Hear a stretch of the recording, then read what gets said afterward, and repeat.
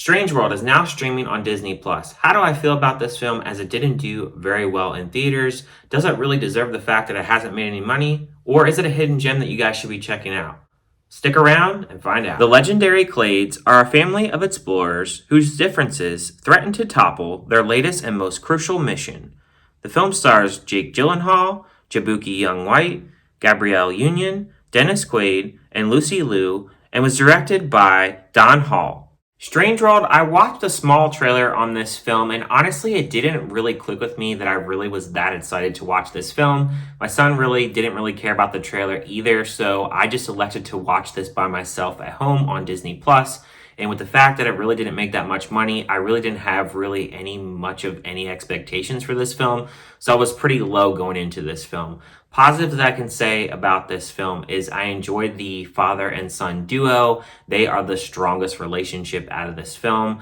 I did enjoy the 2D animation that plays in the beginning of the film. I like that the family is a bunch of explorers. I thought that was really cool.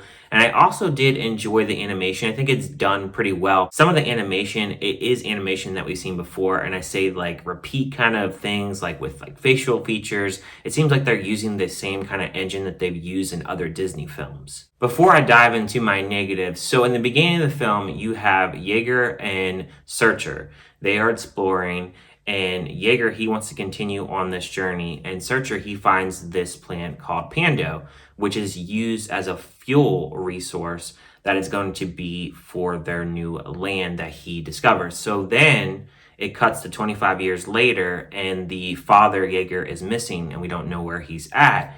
And then it goes into the strange world as their plants are dying and they need to figure out what is going on. So then this gets into my negatives of this film. So when they get into strange world and Searcher reunites with his father, it's been 25 years later, you would think to yourself, if you haven't seen your father in 25 years, you would be pretty excited at the fact that you've just seen your dad. But he literally just goes, "Dad, oh, Dad. Nice to see you." It's like, you haven't seen this man in 25 years. I would be crying. I would be hugging him. I would be overjoyed the fact that I found my father after I thought that he was dead. But they don't really do a good job of making that an emotional scene. And I found that that was a miss. The characters in this film, I really couldn't latch onto any one character. I felt like a lot of them, they just weren't developed enough. I never felt like there was that one character where Disney really nailed it and kids would be like, "Oh, I need a plush of that," or "I need a toy of that." They don't really nail that portion of the film.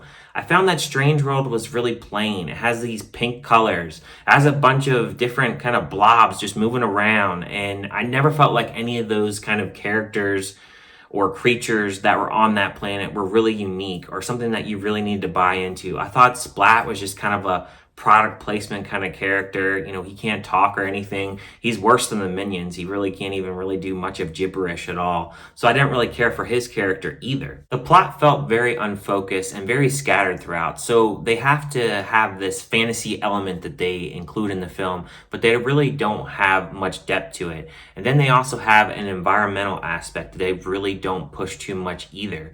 It feels like a film that's very unfinished. It feels like a film that it doesn't develop enough to really get you to be really invested in the film. The film is also 89 minutes. Disney Plus says an hour and 47 minutes, and actually it's about 18 minutes of just a bunch of credits, and I just felt like the film just wasn't really developed enough. It just didn't feel like a film that I really would just be like, "Oh, this is a Disney classic. We got to check this out." I even felt that this film is probably one of the weakest, if not the weakest, animation film that I've seen this year as a kid's film here in 2022. It just feels like a film that it just didn't have a lot of heart. It doesn't feel like it had enough to really captivate an audience.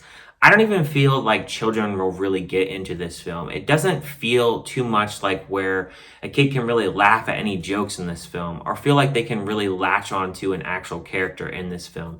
It's super mediocre, and I would give a score of this film a 2 out of 5. It just doesn't really latch on to anything that could really be a hit for Disney. And I understand why this film is losing a bunch of money. And hopefully this is a lesson to Disney that you can't just put out mediocre content, slap a Disney logo on it, and expect people to actually show up. It's got to have some advertisement, which this film never did have any advertisement. I think I saw maybe 1 or 2 trailers for this film, but I never saw it on TV, or I never saw it on like a YouTube ad or anything like that. So shame on them for really just dropping the ball on this film. And unfortunately, this film is not very good, and you guys should skip it.